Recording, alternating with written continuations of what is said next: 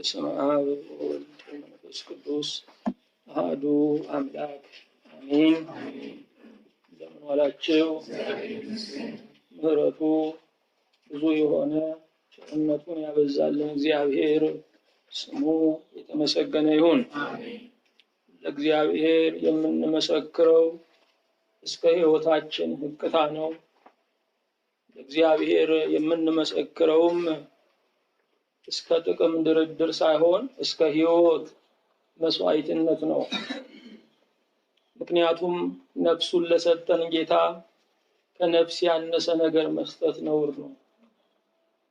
ስለዚህ ለጌታ ነፍሳችንን እንሰጣለን። ለዚህ ጌታ ነፍሳችንን ካልሰጠን ነፍሳችንን እኛ አንችላትም። እጅግ ሞገደኛ ናት፣ እጅግም ኃይለኛ ናት። እንኳን ጥላቻዋ አይደለም ፍቅሯ እንኳን ኃይለኛ ነው። ለዚህ ነው እግዚአብሔር አምላክህን በፍጹም ነፍስህ በፍጹም ኃይልህ ውደድ የተባለው። እግዚአብሔር አምላክ ብቻ የነፍስን መውደድ መሸከም ይችላል።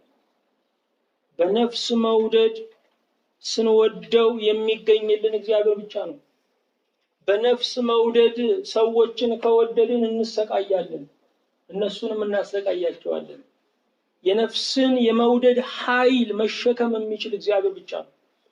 ምክንያቱም ነፍስ ለአፍታ እንኳን ወዳጇን ማጣት አትፈልግም። ነፍስ ለአፍታ እንኳን ወዳጇን ማጣት አትፈልግም። ነፍስ ሁል ጊዜም ከወዳጇ ጋር መሆን ነው የምትፈልገው። ይቺ ነፍሳችን በሚታመም ስጋ ውስጥ የማትታመም ሁና በሚደክም ስጋ ውስጥ የማትደክም ሁና ተቀምጣለች። ይቺ ነፍሳችን ስጋችን ሲያንቀላፋ እሷ ግን ነቅታ ህልም ታልማለች። ስለዚህ የዚችን የነፍስን መውደድ መሸከም የሚችል የማይተኛው የማይደክመው እግዚአብሔር ብቻ ነው። ለዚህ ጌታ በነፍሳችን ተወራርደን ልንመሰክርለት ይገባል። በእውነት ወገኖቼ እኛ ደካሞቹ በሚዝል አንደበት በሚታክት ጉልበት እግዚአብሔርን ስናመልክ ያበዛ ነው የሚመስላቸው ሰዎች አሉ።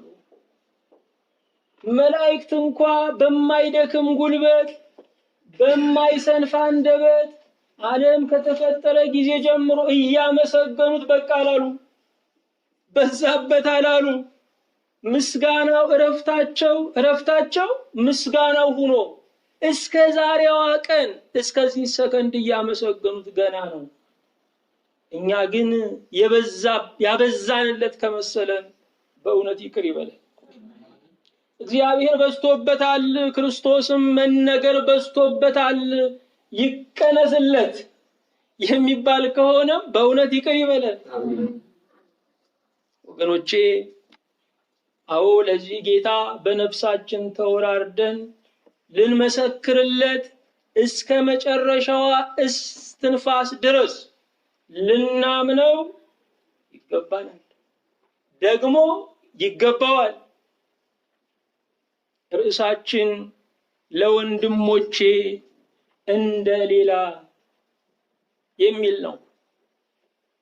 መዝሙር 68 ከቁጥር 8 ላይ ለወንድሞቼ እንደሌላ ለእናቴ ልጆችም እንደ እንግዳ ሆንኩባቸው።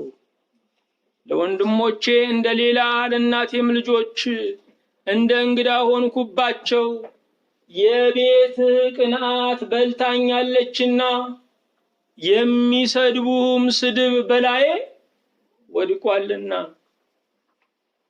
ሁሉን የምትይዝ ሁሉን የምትገዛ አፄ ሁሉ ዓለማት እግዚአብሔር በአንተ እናምናለን።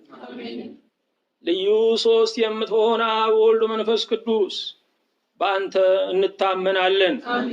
ከሶስቱ አካላት አንዱ አካል የሆንከው የእኛን ስጋ ለብሰ በምድር ላይ የተገለጽከው ልታድነን በቀራንዮ መስቀል የዋልከው በሞት ዕዳችንን ከፍለ በትንሣኤ ጽድቃችንን ያረጋገጥከው ወልድ ዋህድ የአብ ልጅ የማርያም ልጅ ኢየሱስ ክርስቶስ አንድ አካል አንድ ባህሪ የሆንከው በአንተ እናምናለን። በምትመጣው መንግስትህም ስለምትጠቀልለን እናከብርሃለን። እንደ ቸርነትህ እንደ ምሕረትህ ታላቅነት የባሪያዎችህን ዘመን ባርክ። ያንተ ነገር ውለታ፣ ያንተ ነገር ፍቅር፣ ያንተ ነገር የሰራህልን ስራ እንዳያንስብን እባክህ እርዳን። ልባችንን ስናዳምጠው ከፍቅርህ ተባርዷል። ጀማውን፣ ቀየውን፣ ሀገሩን ስናዳምጠው በዛ ስለሱ ይባላል።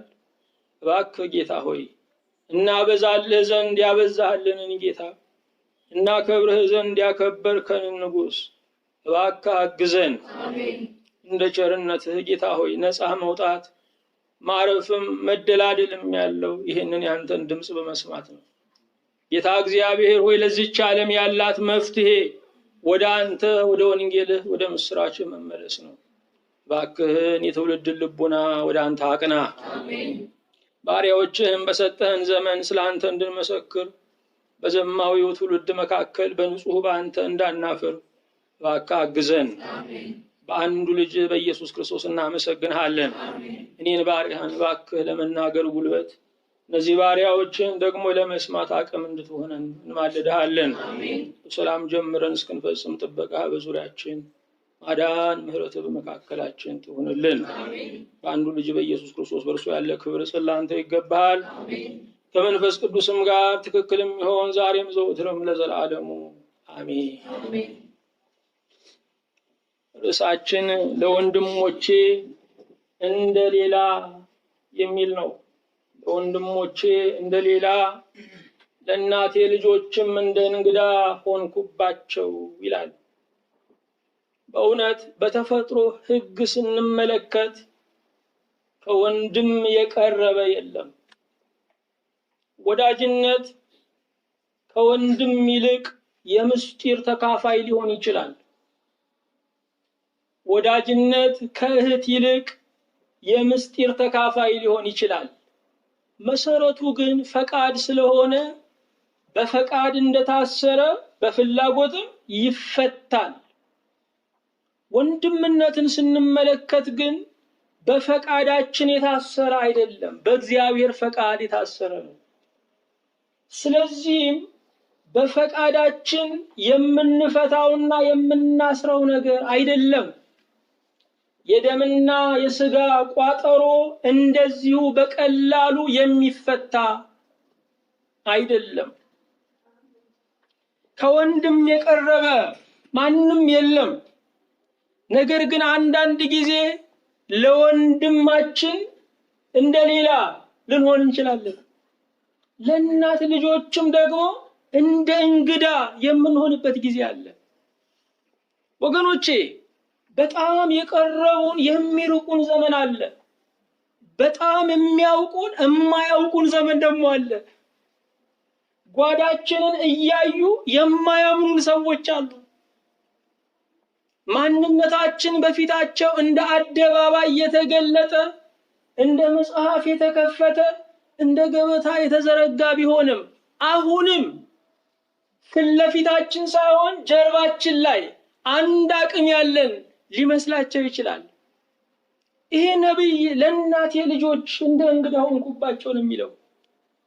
ዛሬ እንደመጣ ሰው፣ ዛሬ መንገድ አቋርጦ፣ ዛሬ ወንዝ ተሻግሮ እንደመጣ ሰው፣ ከዚህ በፊት እንዳላዩኝ መልኬንም እንዳለዩ ሰዎች ሆንኩባቸው። ወገኖቼ እንደዚህ አይነት ዘመን ይገጥማል። እንደዚህ አይነት ዘመን ይገጥማል።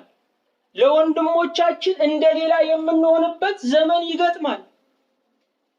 የምንወዳቸውን የምናጣበት ዘመን ይመጣል።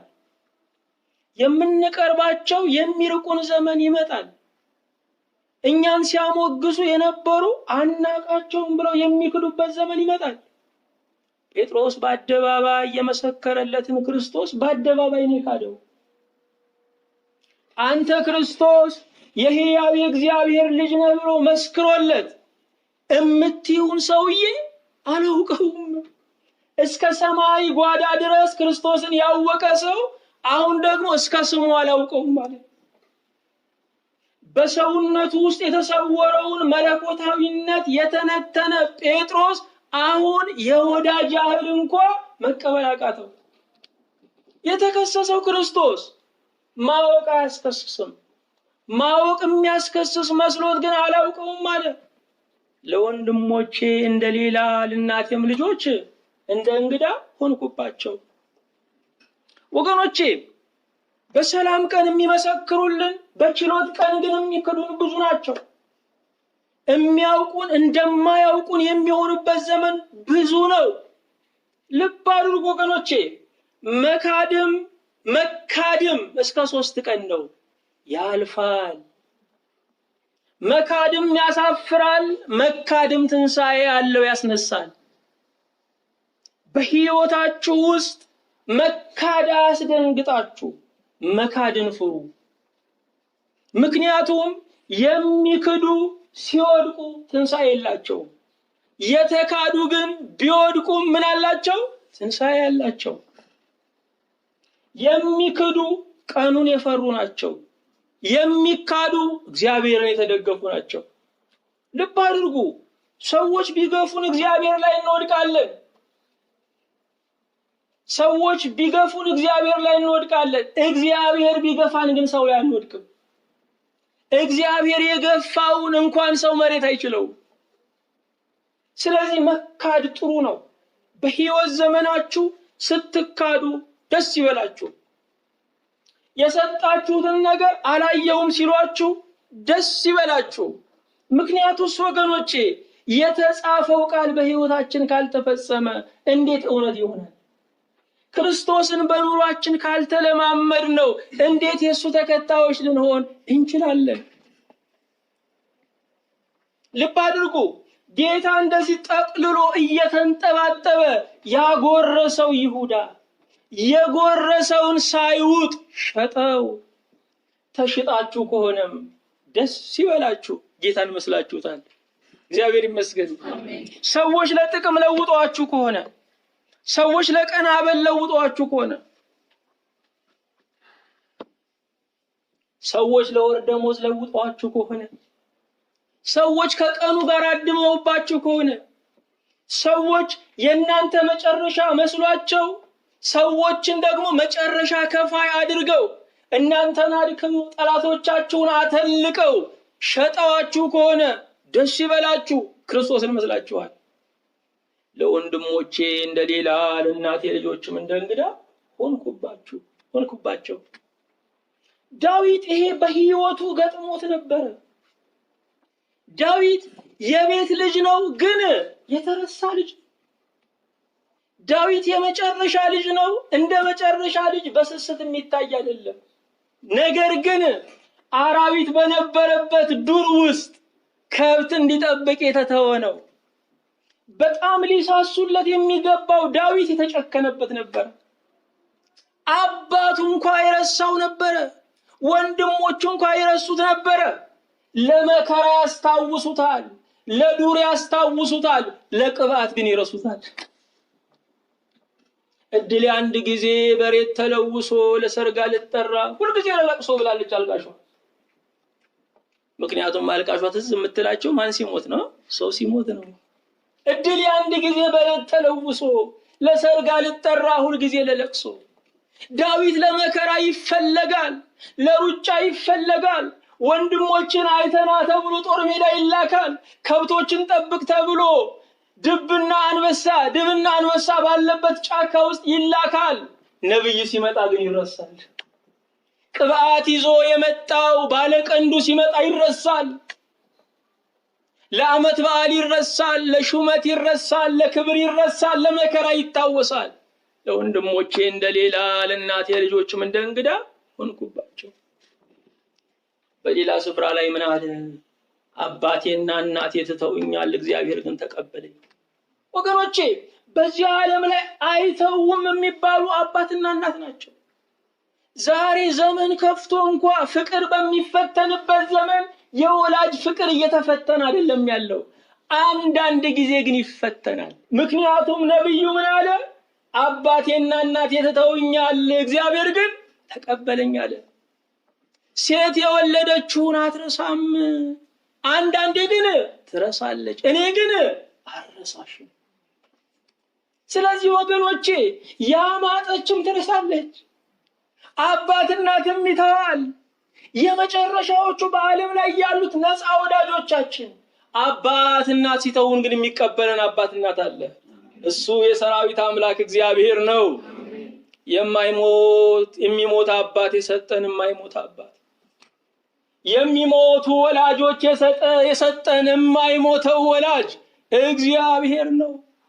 አባትና እናት ሲገፋ ማን ይቀበላል ወገኖቼ? አለ የሚቀበል።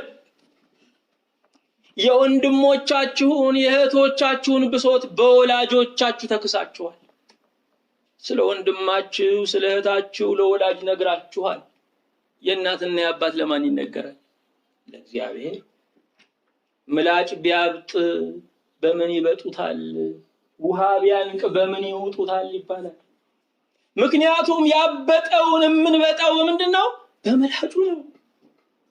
የሚያስተነፍሰው ካበጠ ያነቀንን የምናወራርደው በውሃ ነው። ማወራረጃው ካነቀ። አዎ አባትና እናቴ ትተውኛል፣ እግዚአብሔር ግን ተቀበለ። እግዚአብሔር ይመስገን። ወገኖቼ በዛሬው ዘመን ላይ እረኛ ላይኖር ይችላል፣ የእረኞች አለቃ ግን አለ። በዛሬ ዘመን ላይ አባቶች ለልጆቻቸው ላይራሩ ይችላሉ፣ እረኞች ለመንጋው ላያዝኑ ይችላሉ። ነገር ግን የመንጋው ባለቤት አለ። የመንጋው እረኞች የመንጋው ባለቤቶች አይደሉም። የእግዚአብሔር ቤት ሰራተኞች የቤቱ ባለቤቶችም አይደሉም።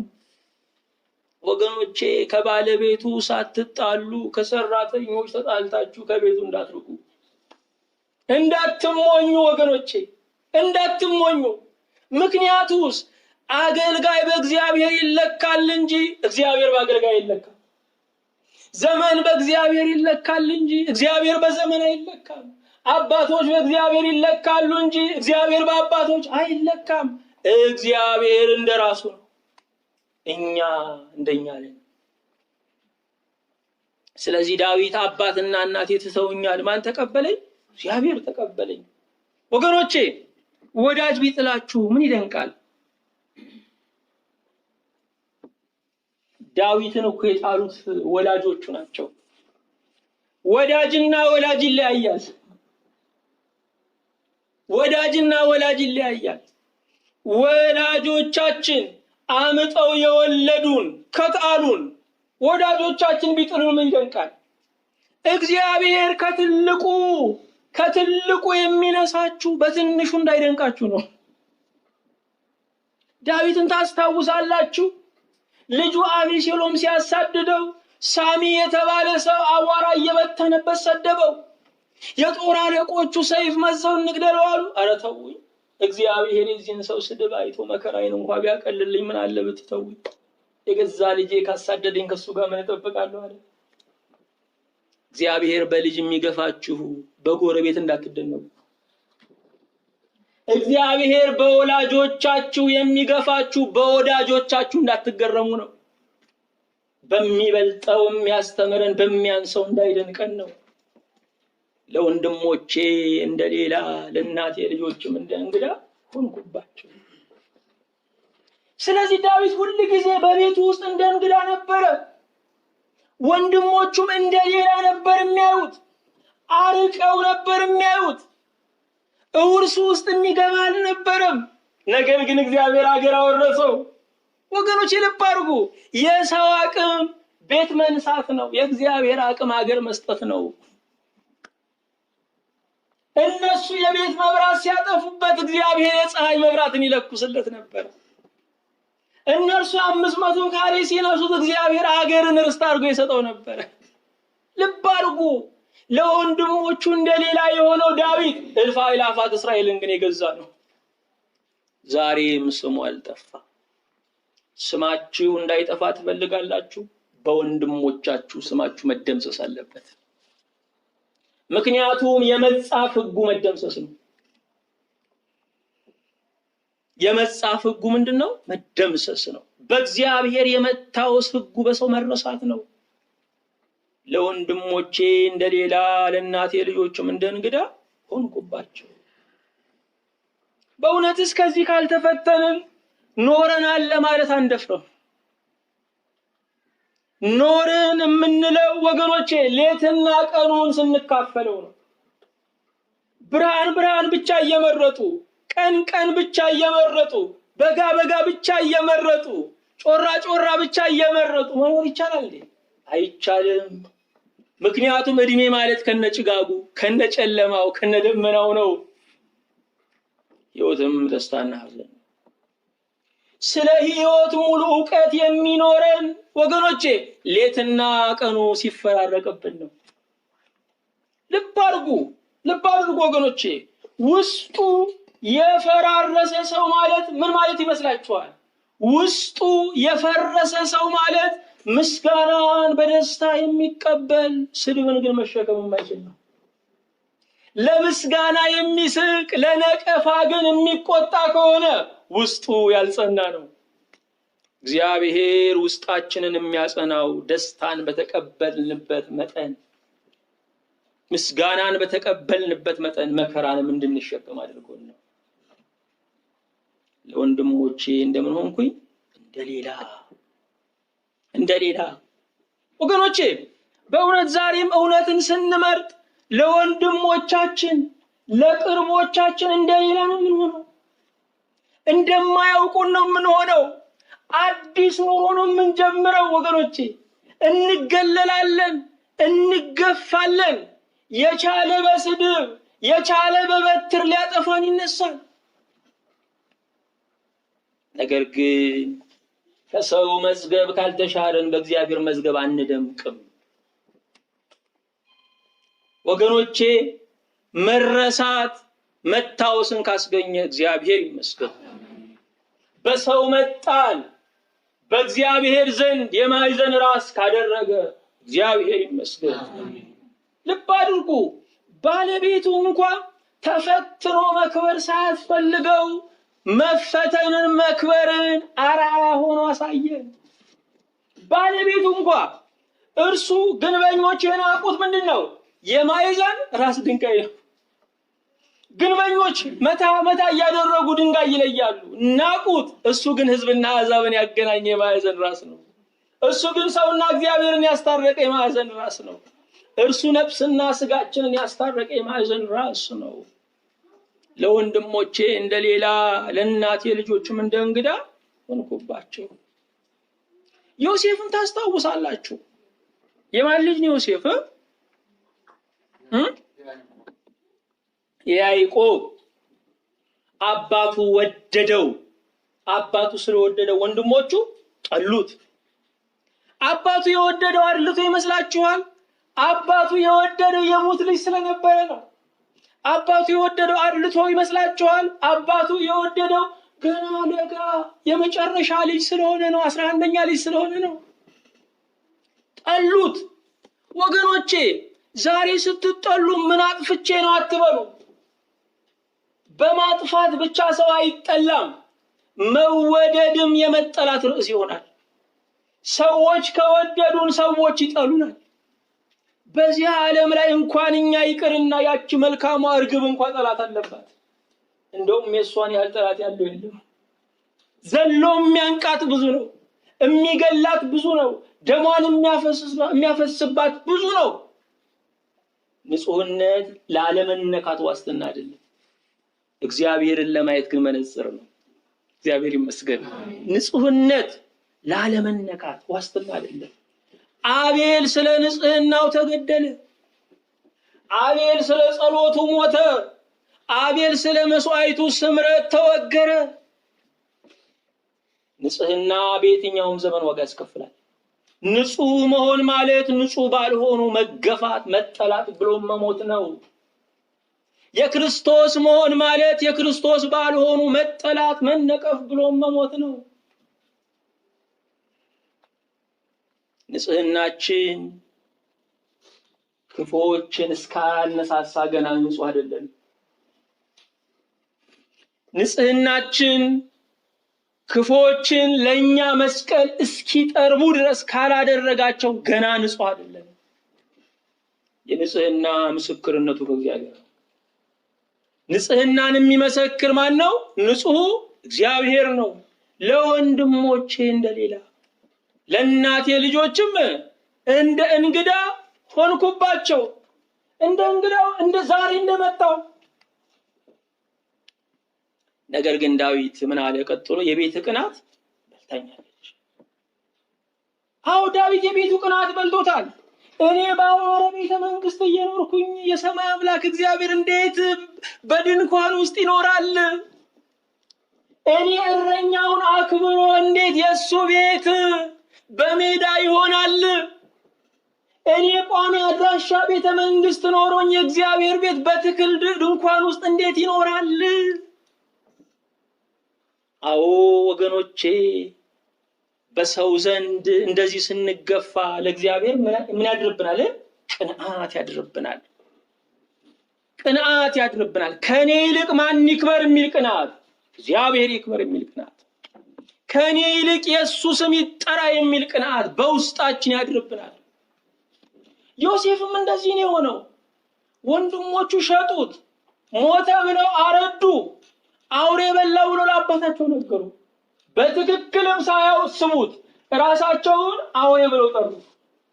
እስቲ ይሄ ልጅ ቀሚስ ሲሆን አውሬ ሳይበላው አይቀርም አሉ። ሳያስቡት ራሳቸውን ምን ብለው ጠሩ? አውሬ ብለው ጠሩ። ዮሴፍን የበሉ አውሬዎች ግን ማን ነበሩ? ወንድሞቹ ነበሩ። ይሄ ዮሴፍ በግብፅ ሀገር ጠቅላይ ሚኒስትር ሆነ።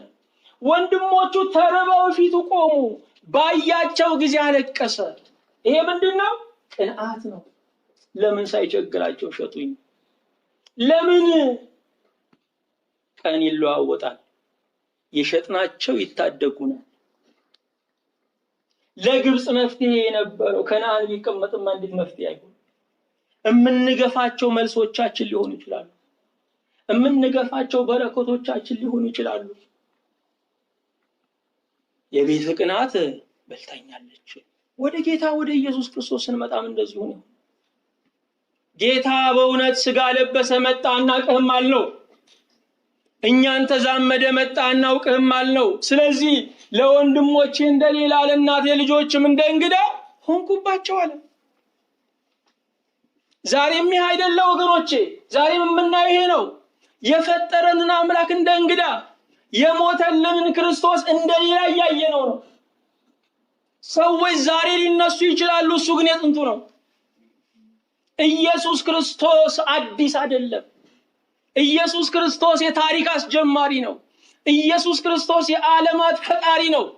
ነገር ግን ዛሬ ሰዎች ዛሬ እንደመጣ ነው የሚያዩት። እኛ ስለማንም አናወራም ወገኖቼ፣ ስለ እርሱ እናወራለን። እነገሌ ስለ እሱ አውርተው ሊሆን ይችላል። ነገር ግን እሱ ዛሬ በመጡ ሰዎች ቢነገርለትም እሱ ግን የዛሬው አይደለም፣ እሱ የዘላለሙ ነው። እግዚአብሔር ይመስገን። አዎ ዛሬም ለወንድሞቼ እንደሌላ ለእናቴ ልጆችም እንደ እንግዳ ሆንኩባቸው እያለን ነው።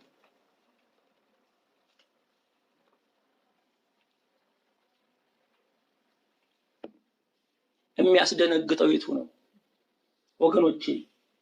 የተሳሳተ የሚያሰኘው የቱ ነው? መናፍቅ የሚያሰኘው የቱ ነው? ስለ ክርስቶስ አለመናገር ነው ወይስ መናገር ነው? የመድኃኔ ዓለም ቀን ነው። በጣም የሚያሳዝን። ሰባኪው ሰብኮ ሲወርድ ሴትየዋ ምን አሉ? እንደው በመድኃኔ ዓለም ቀን ኢየሱስ ሲልብን ዋል አሉ። ወገኖቼ እኛ አስተምረን የጨረስን የሚመስለን አይደለም። መድኃኔ ዓለምንና ኢየሱስን እንኳን ያለዩ ብዙ ሰዎች አሉ።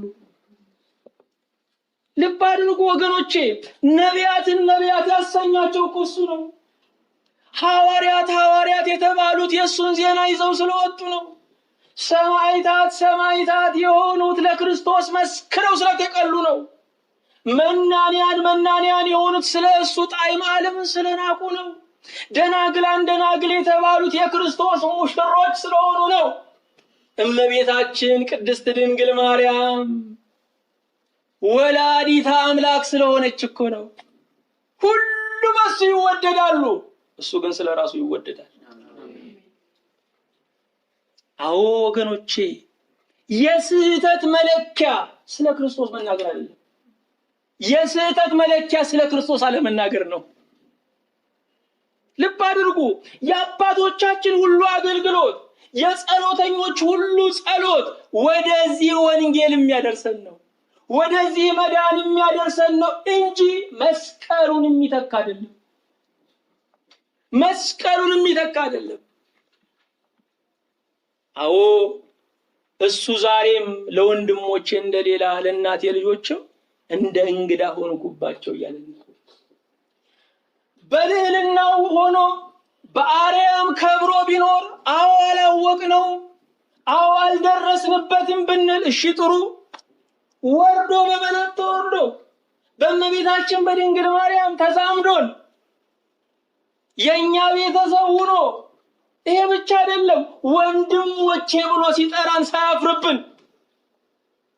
ወገኖቼ እኛ እኮ አይምሮን የሳተውን ወንድማችን ወንድም ያንልም፣ ቡትቶ የለበሰውን ወንድማችን ወንድም ያንልም። ኃጢአተኞቹን፣ ጠላቶቹን፣ እርኩሶቹን እኛን ወንድሞች ያለን ዛሬም በስጋ ተዛምዶን እንደሌላ እያየነው ነው። ልብ አድርጉ ወገኖቼ፣ ክርስቶስ እስኪመጣ ድረስ ብዙ መፍትሄዎች ነበሩ። መስዋዕቱ፣ ሱባኤው፣ ሌላውም ነገር። እሱ ግን የመጨረሻው መፍትሄ ነው። የመጨረሻው መለኮታዊ መፍትሄ ነው። ሰዎች በክርስቶስ መዳንን ካልፈለጉ ቆይ ያልተስማማቸው ሌላ ይዘጋጅላቸው አይባልም። እሱ የመጨረሻውን ተናጋሪ ነው። ከሱ በኋላ ነቢይም የለም። ነቢያት ሁሉ አገልግሎታቸው ክርስቶስን መግለጥ ነው። አገልግሎታቸው ክርስቶስ ይመጣል ማለት ነው። የመጨረሻውን በክርስቶስ ሰምተናል። ወገኖቼ ምን እየፈለግን ነው ወደ እግዚአብሔር ቤት የምንመጣው? የእግዚአብሔር አገልጋዮች ከክርስቶስ ሌላ ስለ ሽሮና በርበሬ እንዲናገሩልን ምንድን ነው የምንፈልገው? አዎ ወገኖቼ ልብ አድርጉ። የሱ ካልሆነች ምኩራብ ተሰዶ ነበረ። የሱ ከሆነች ቤተክርስቲያን እንዳናሳደደው እግዚአብሔር ይርዳል። አሜን። አዎ ወገኖቼ በስሙ ከተጠራች ቤተክርስቲያን ያለ ክርስቶስ ሕይወት የላትም።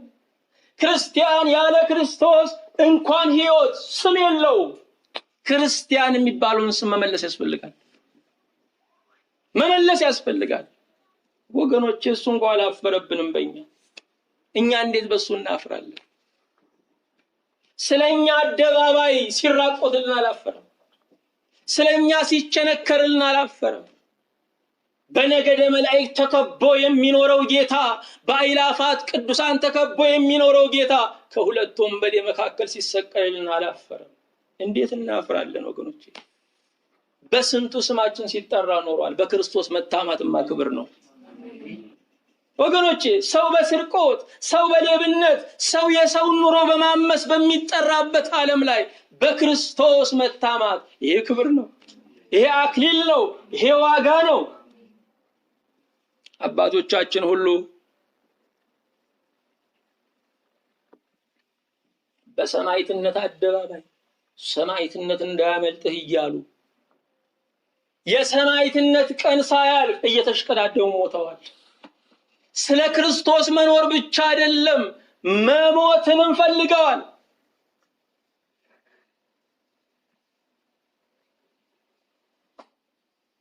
አንድ ቤተክርስቲያን ላይ ባህታዊው ያስተምራሉ። ከዚያ ተከልክሎ ነበር መሰለኝ ያልተፈቀደላቸው ሰዎች እንዳያስተምሩ ያዙና ዘበኞች ሲያዋክቡት አንድ እናት መጡ። ትምህርቱ ጥሩ ነበር፣ ያጠፋው ኢየሱስ ማለት ነው አሉ። ወገኖቼ ትልቁ ልማት ትልቅ ጥፋት እንዳይመስልን።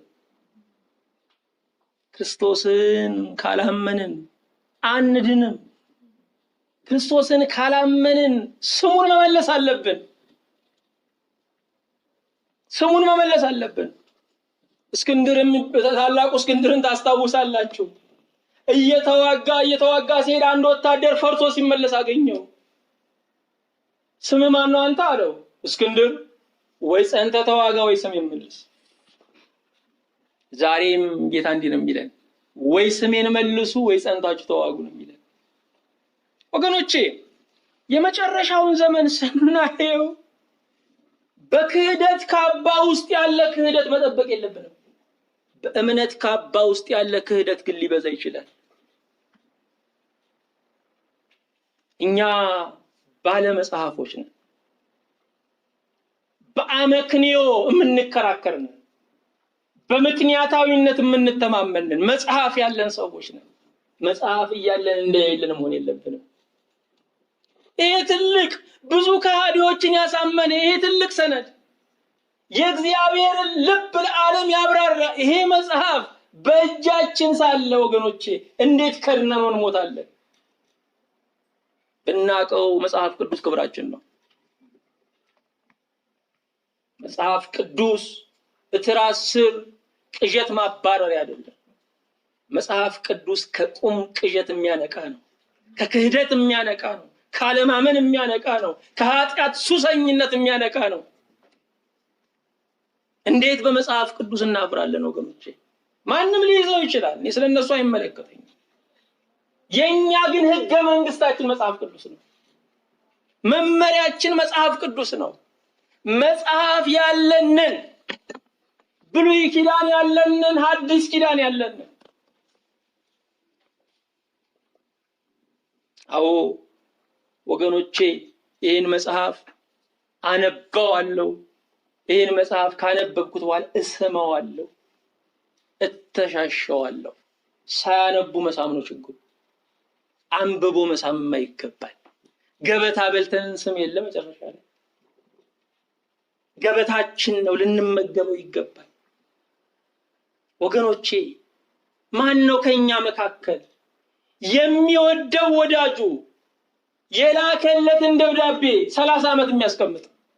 30 ዓመት መጽሐፍ ቅዱስ ያላነበበ ሰው አለ? መጽሐፍ ቅዱስ ግን ከሰማያዊ አባት ለምድራዊ ልጆች የተላከ የፍቅር ደብዳቤ ነው። በብዕር የተጻፈ አይደለም፣ በደም የተጻፈ መልእክት ነው።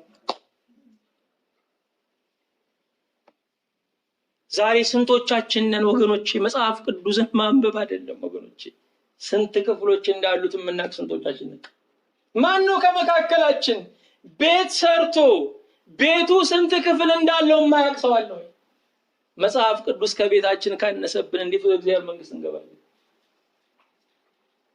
ስለ ቤታችን ያለንን ዕውቀት ያህል ስለ መጽሐፍ ቅዱስ ከሌለን እንዴት ክርስቲያኖች እንባላለን? ወገኖቼ የካስ ተጫዋቾችን አገርና ደሞዝ እያወቅን የእግዚአብሔር ሰዎችን ታሪክ ካላወቅን በእውነት ህሊና ይታዘበናል። አዎ ለወንድሞቼ እንደሌላ ለእናቴ ልጆችም እንደ እንግዳ ሆንኩባቸው። እሱ በልዕልናው በአምላክነቱ የፈጠረን እንደገና ደግሞ ስግው ቃል ሆኖ ያዳነን ነው። ዘመዳችን እኮ ነው ወገኖቼ፣ ወንድሞቼ ያለን እኮ ነው። የሥጋ ዘመድ ያደረገን ነው። ወንድምነት በፈቃድ አይፈታም ብለን የለ እንዳንፋታ አድርጎ በደምና በሥጋ የተዛመደን እኮ እሱ ነው። በአማኑኤል ስሙ በፈሰሰው ደሙ የማረን እሱ ነው።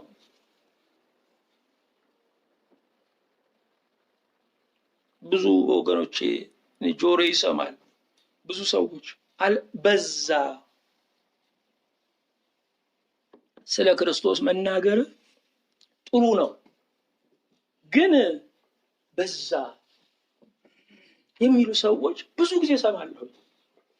ወገኖቼ ከልጅነታችሁ ጀምሮ ምግብ በላችሁ በዛ፣ ለምን አትተውትም? የሕይወት ህብስት ነኝ ብሏል። ወገኖቼ ክርስቶስን ለማቆም ስንወስን እንጀራ ለማቆም መወሰን አለብን። እኛ በእንጀራ አንጻር ሲነገር ነው የሚገባን እሱ አይደለ? ገና ነው ወገኖቼ፣ የዘላለም ነው ህይወት የምንወርሰው ገና ስለሱ ለማወቅ እኮ ነው። እቺ በእርቦ በተሰፈረች እድሜ ላይ ስለ ክርስቶስ ለማወቅ በቃኝ ካልን መና የሰለቻቸው እንደዛ ከወደቁ ክርስቶስ የሰለቻቸውማ እንዴት ይወድቁ? መና የሰለቻቸው የተስፋይቱን ምድር አትወርሱም ከተባሉ ህብስተ ሕይወት ክርስቶስ ጽዋ መድኃኒት ኢየሱስ እሱ የሰለቻቸው ምን ሊሆኑ ነው? በእውነት ካየነው ወገኖቼ በዛሬው ዘመን ላይ ክርስቶስ ተጋር ሰዎች ስለራሳቸው ነው የሚያወሩት። ሰዎች ስለራሳቸው ጉብዝና ነው የሚናገሩት። ሰው በተአምራት ፍቅር ተይዟል። ሰው በምልክት ተይዟል። ሰው በትንቢት ፍቅር ተይዟል። ስለ ክርስቶስ መነገር እኮ አልተቻለም። ምኑን የበዛው መች ተነግሮ ወገኖቼ። ገና እኮ እግዚአብሔር እንደፈጠራቸው የማያውቁ ሰዎች እኮ አሉ። ዕለት ዕለት ከሃዲዎች እየተመረቱ ነው ያሉት።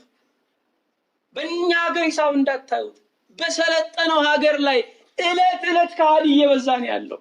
በየዕለቱ ሃይማኖት የለሽ የሆነው እየበዛ ነው ያለው። ታዲያ ስለ ክርስቶስ ተነግሮ በዛ?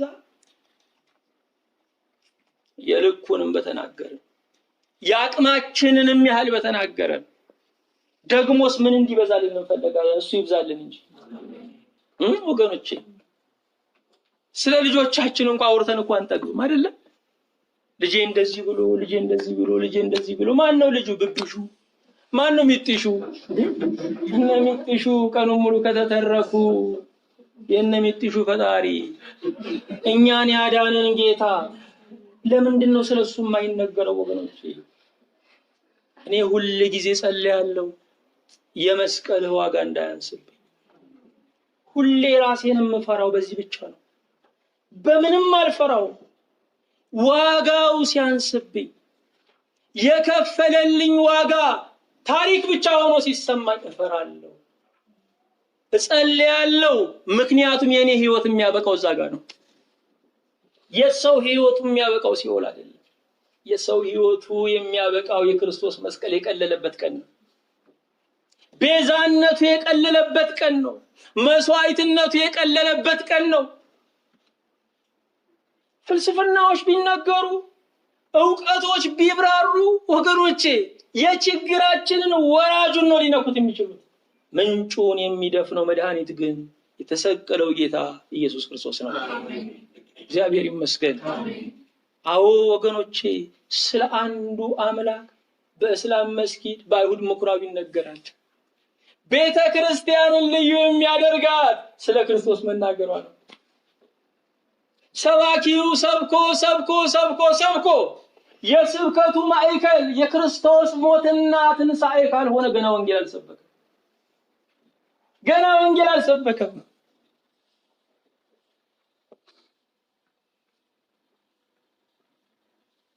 አዎ ወገኖቼ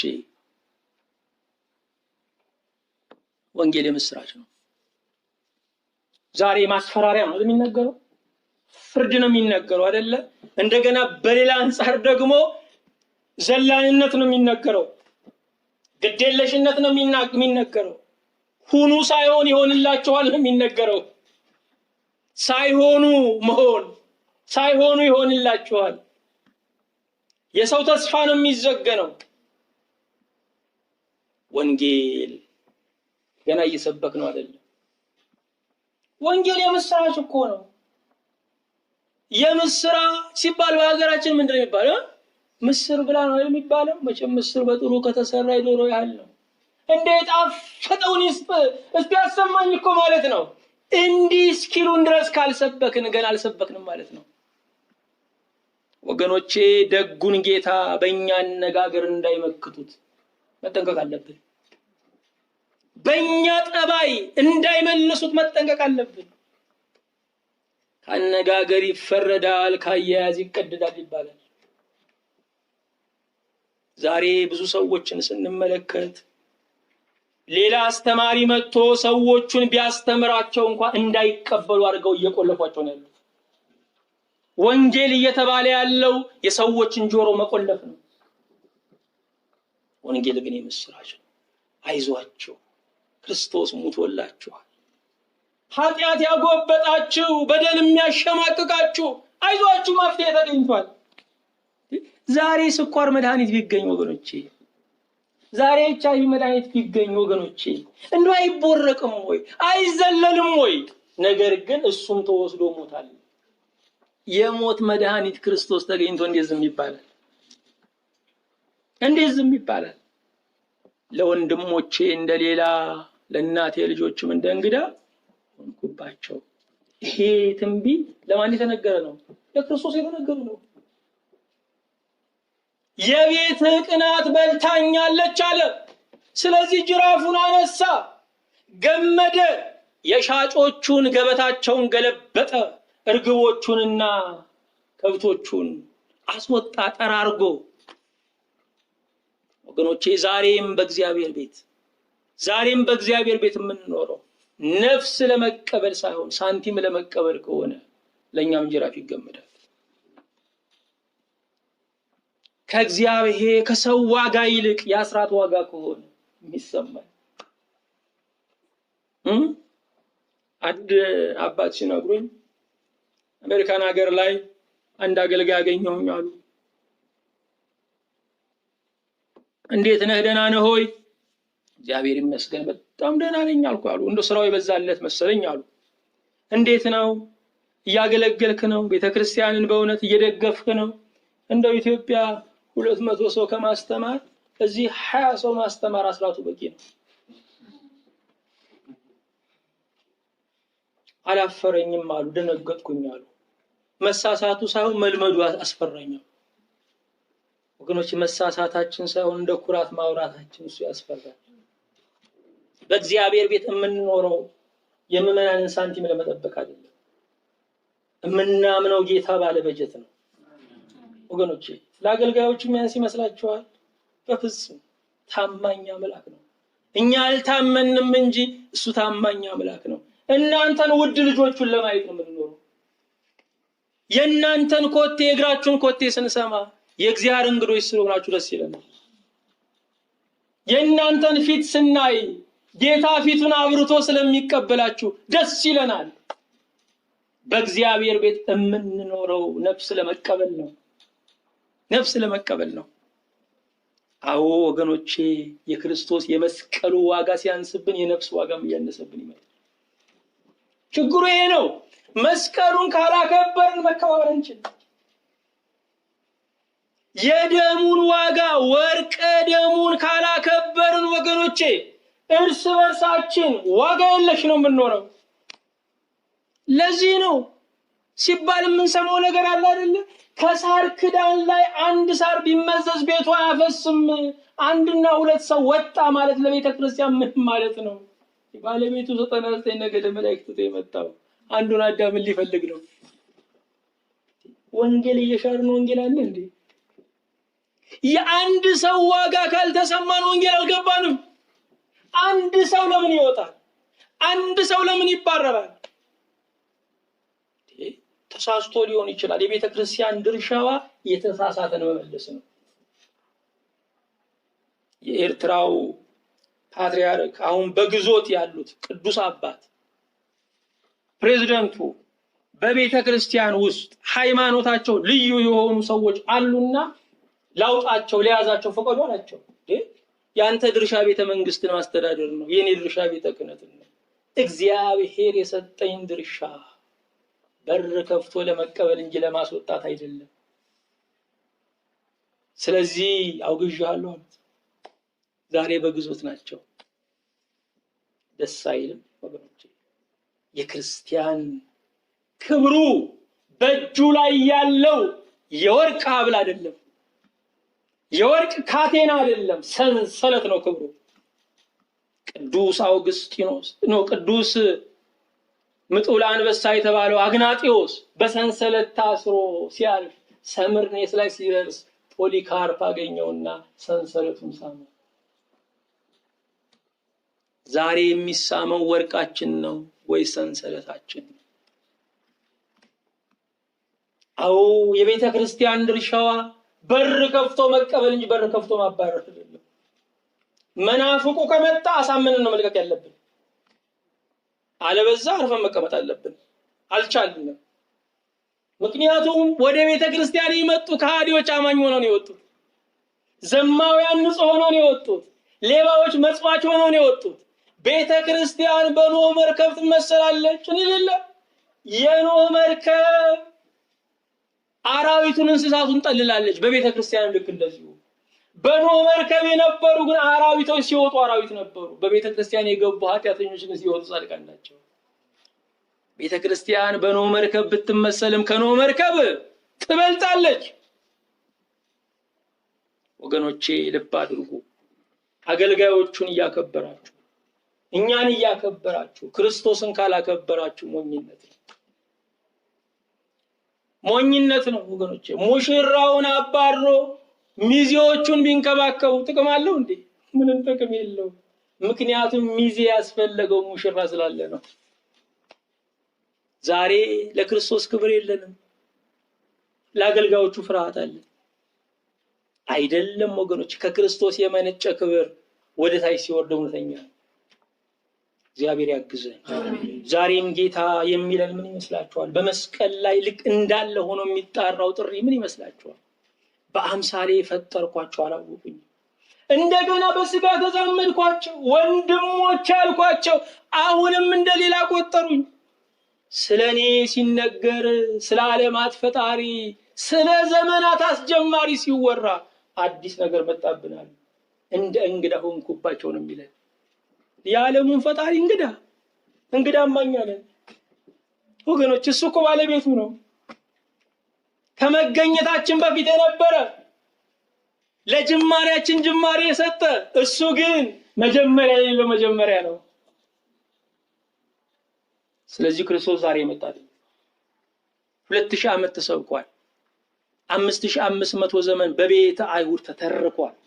እሱ ከዓለም በፊትም ባህሪውን ሲያመሰግኑ ነው። የኛ ምስጋና አይጨምርለትም። ብናምነው ታማኝ አይሆንም። እሱ በክብሩ፣ እርሱ በታላቅነቱ፣ እርሱ በጌትነቱ ጸንቶ ይኖራል። ሲያምኑት ታማኝ አይሆንም። ሲወዱት ተወዳጅ አይሆንም። በራሱ ውድ ነው። ከዓለም አስቀድመው ምንድነው ይላል? ንጉስ ነው። ቅድመ ዓለም ንጉስ እግዚአብሔር ብቻ ነው። ህዝብ በሌለበት ንጉስ የለም።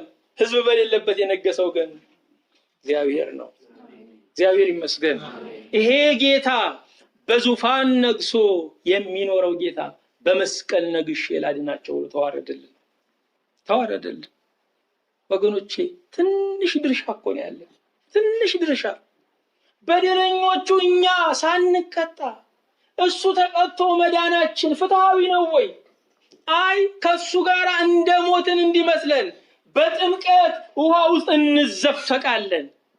ውሃ ውስጥ ልቅ ስንል የሞትን ነው ይመስላል አይደል? ትንሽዬ ሞትን በብልጭታ እናያትና ከሱ ሞት ጋር እንተባበራለን። እሱ በደም ይጠመቃል፣ እኛ በውሃ እንጠመቃለን። ያን ጊዜ እሱ ምን እንሆናለን? ልጆች እንሆናለን። እግዚአብሔር ይመስገን። ባሮች ብንሆን ወገኖቼ ለመልካም ስራችን፣ ለበጎ ስራችን ማርና ወተት በምታፈስ ምድር መኖር በቂ ነው። መንግስተ ሰማያትን ለማግኘት ግን ልጅ መሆን ያስፈልጋል። ልጅ ማለት ወገኖቼ ስላደረገውም ስላላደረገውም በፍቅር የሚቸረው የሚወርስ ነው። የመንግስቱ ወራሾች እንድንሆን ልጆች ያደረገን፣ በጥምቀት የተቀበለን፣ በስመ ሥላሴ ያከበረን፣ በሞቱ ሕይወት የሰጠን ጌታ ዛሬም ለወንድሞቼ እንደሌላ ለእናቴ ልጆችም እንደ እንግዳ ሆንኩባቸው።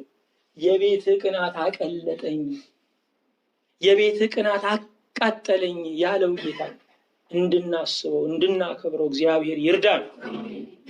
ዛሬም አባቶቻችን እኛና እግዚአብሔር እኛና መንፈስ ቅዱስ ወስነናል ለማለት እንዲበቁ መጸለይ አለብን። ዛሬ በምድር ላይ ያሉት የሃይማኖት መሪዎች ይህንን ለማለት ታድለው ይሆን? እኛና መንግስታት ወስነናል ነው ወይስ እኛና መንፈስ ቅዱስ? ወገኖቼ ዛሬ የሃይማኖት መሪዎች ከዓለሙ ጋር የሚቃረን ንግግር ላለመናገር ነው የተጠነቀቁ ያሉት፣ ኋላ ቀር ላለመባል። እኛ ዘመናዊያን አይደለንም፣ ዘላለማውያን ነን። ዘመናዊነት ወረት ነው፣ ያልፋል። ዓለሙ የሚያወራው የሚፎክረው ያልፋል። የማያልፈው ግን የክርስቶስ ርዕስ ነው። አዎ ምልክትን ይፈልጋሉ አይሁድ፣ ጥበብ ይሻሉ የግሪክ ሰዎች። እኛ ግን ሞኝነት የተባለውን ክርስቶስን እንሰብካለን። እግዚአብሔር ይመስገን። አንድ ሰው በሽምግልና ዘመናቸው መጽሐፍ ቅዱስ ያነባሉ። ሰው ሁሉ ሰውዬ ሞኝ ሆኑ፣ ጅል ሆኑ ይላቸዋል። መጨረሻ ላይ ከጀርባቸው እውነተኛ የማውቀው ታሪክ ነው የምነግራችሁ፣ በትልቁ አጽፈው ለጥፈው እኔ የክርስቶስ ሞኝ ነኝ የሚል። ሞኝ ከሆንማ ለሚምረው ሞኝ እንሆን። አስብታ ለምታርደው ዓለም እንኳን ሞኝ ነበር። እየሳቁ ለሚገድሉን እንኳን ሞኝ ነበርን ወገኖቼ። ለኃጢአትና ለጥፋት ሞኝ ነበርን እኮ። እንደ እሳት ራት ለመሆን ስንንቀዠቀዥ ሞኝ ነበርን። ሞኝማ ከሆንን ለሚሞትልን፣ ሞኝማ ከሆንን ሳይሰፍር ለሚሰጠው፣ ሞኝማ ከሆንን ምሮ ለሚወዳጀው። ምስጋና ለእግዚአብሔር ይሁን። አቤቱ አምላካችን እግዚአብሔር ሆይ እናመሰግናለን። አቤቱ ዜና ሥላሴ፣ ዜና ክርስቶስ፣ ዜና ሕይወት ለጊዜ ጆሮአችን ጣዕም እንዲሆንልን እባክህ እርዳን።